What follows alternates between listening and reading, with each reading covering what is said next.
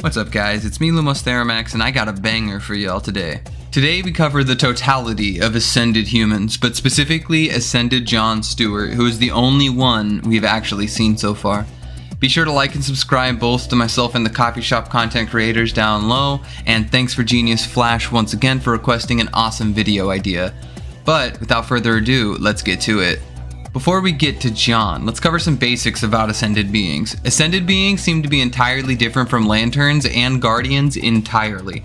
Apparently, Ganthet's max power couldn't even erase Ascended beings, he could only hide it from their memories before they actually truly ascended. Ascended beings come from Crux worlds. Crux worlds are worlds that spur growth and evolution, as well as preserve the life of the cosmos.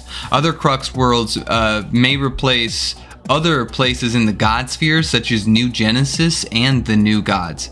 It appears that 2 Crux worlds have been destroyed, including Xanshi, which was underneath John Stewart's direct watch, and then also Krypton, which may explain a lot of the things going on with Superman. Moving to John. John has all sorts of stuff going on for him. Mind hacks doesn't really work on John. He can ragdoll around new gods with his physical strength before he even truly ascends. John is literally destined to doom everything and or save it via his actions as an ascended human. At one point in time, John Stewart runs up against a young Darkseid that wields a weapon that can kill anything that is God or otherwise. And John not only tanks it, but 2 pages later, the attack doesn't kill him. In fact, it might have even amped him, but we'll get to that here in a minute. He also managed to blitz and slap around that young Darkseid. Once John entirely evolved, he got a new form, and keep in mind, John Stewart does not have a Green Lantern ring anymore because contextually the Green Lantern rings aren't functioning currently. And as I said prior, this is a different kind of power than the emotional spectrum. John's ascended form is not that of a god, but kind of a new god. He can easily catch Lightbringer blades, which is like a techno god's warriors. He can create energy constructs and blasts, much like a Green Lantern, but as I said, he is no longer one. He claims to choose his own fate. John is now the bridge and sees as new gods do. This is an impressive perception hack, to say the least. Ganthet refers to all of the children of Earth as all of the people of Earth as children attempting to evolve into some new form, which is the Ascended. Ascended John, or just Ascended in general, can see threads of connection or connecting life forces between beings. John can power through entire hordes of Lightbringer angels. John tanks massive energy blasts from the Lightbringer angels' forces, and this dude who runs these Lightbringers is essentially an information techno god, much like Metron, who's trying to resurrect all the new gods. And even this dude looks at John and finds him crazy unique and interesting.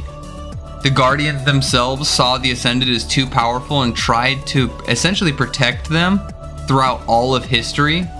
Ascended beings draw on fundamental cosmic forces and are near impossible to kill. John says he literally feels like Superman whenever he is in his true Ascended form. Ascended beings also feed on nearly all cosmic forces, not just yellow sun or the emotion or magic or anything along those lines. John feeds on some power we thought was the emotional spectrum, but is clearly something else entirely. John manages in one single attack to kill the Lightbringer and causes the Godstorm. The Godstorm is this massive storm that is essentially considered the end of everything within the context of how a new god views the verse. Why is this important? Whenever new gods are referring to everything that is, that essentially means that's everything underneath the source wall, everything that possibly could be. So John manages to cause this thing and is caught up in it. The Godstorm continuously expands, and John himself seems to be caught up in it and experiences a variety of alternative potential futures that he does some really wacky shit in. such as messing with hyper time, pulling worlds straight out of it.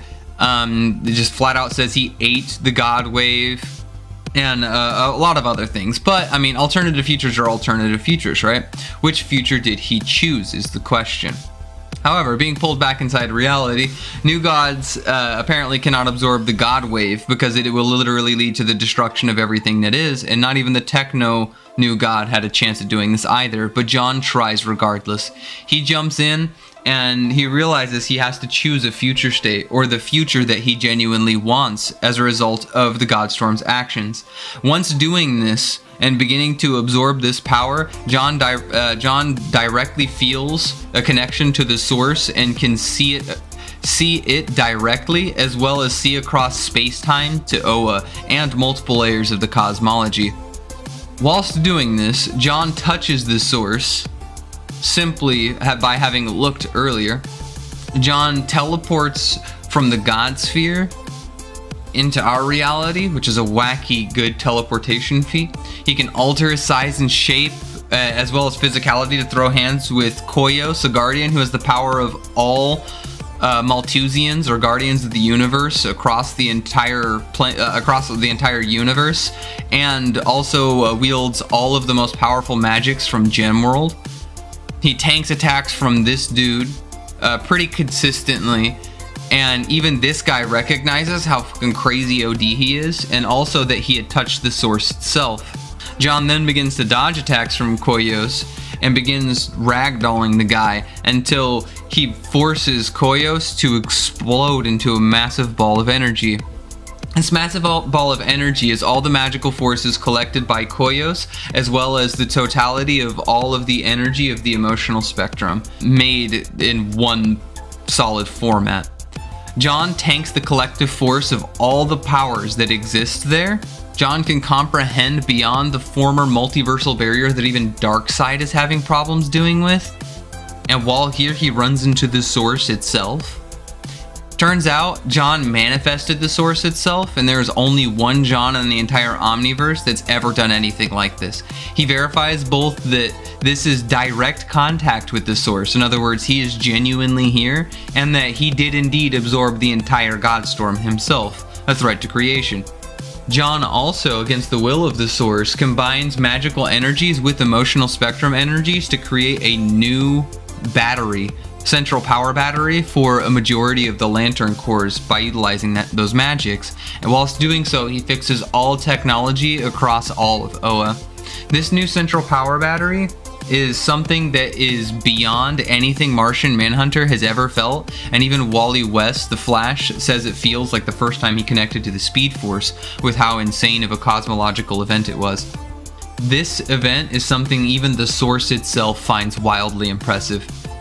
The source itself tells John that he can literally never run out of energy, even right after he resurrected all of the dead Green Lantern cores and created that new battery from scratch with the spare stagnant magical energies in the emotional spectrum.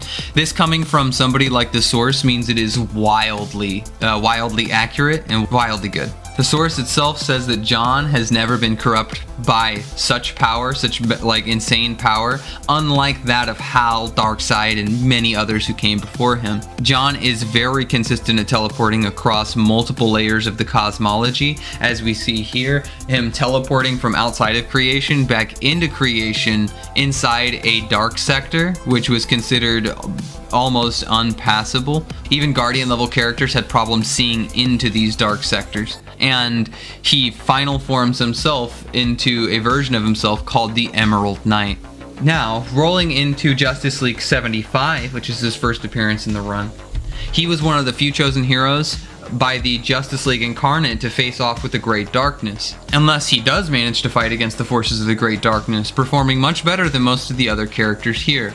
He manages not only to save Batman from an attack by Necron, but he also creates an army of constructs to fight an entire legion of shadow demons that was like rolling most of the League itself. It's then the Unbound Spectre, amped by the Great Darkness, rolls up on John and blasts him with some form of energy attack. This is the last time we see Godstorm John, but it's important to note that we never see him die or get obliterated like any of the other Justice Leaguers who managed to be here. To recap and give you an idea, John Stewart here has very high levels of awareness and can not only tank but weaponize creation level attacks within the context of the DC cosmology. To check out the DC map, both the teleportation that he has moving from outside of where the source wall was, as well as tanking a creation level attack, the source wall itself, or where it used to be considering it is no longer around, as one of the most wildly impressive things you can do within the context of our singular DC multiverse. John Stewart's AP should scale to the Godstorm, which means he's around High Outer to Boundless. Defensively, he tanked the Godstorm, which is a creation level threat, also leading him to High Outer to Boundless. And in terms of hacks and perception, he also has a High Outer level of awareness, if not Boundless, considering he could traverse planes as well as summon the source directly and comprehend it and what he was saying. Once again, thanks to Genius Flash for requesting this video, because Ascended John is one of the best things we've got so far. And I'm looking really forward to see the conclusion of his story because, come on, the Justice League ain't dead here, and John Stewart didn't suffer the same fate as the rest of them. That being said, it's been great as always, Lanterns. Later.